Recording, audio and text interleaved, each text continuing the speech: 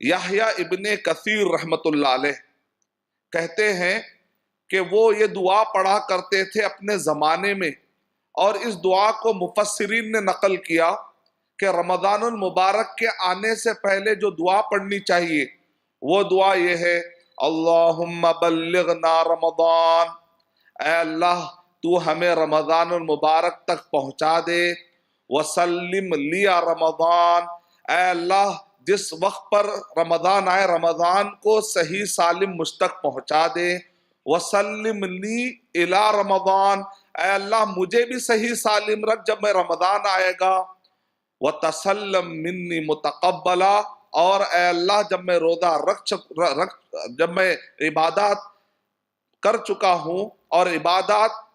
پورے کر دوں تو اس وقت پر اے اللہ تو میری طرف سے اس کو قبول فرما لے۔ یہ ایک دعا مجھے بہت اچھی لگی، تو یہ دعا کو یاد کرنا چاہیے، کیونکہ جو سلف ہیں سیر اعلام النبلاء میں امام ذہبی رحمت اللہ علیہ نے نقل فرمایا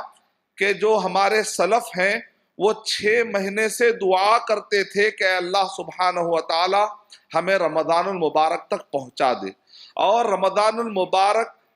پار ہو جانے کے بعد 5 مہینے مسلسل دعا کرتے تھے کہ اللہ جو رمضان گزرا ہے اس رمضان کی عبادتوں کو تو ہم سے قبول فرما لے۔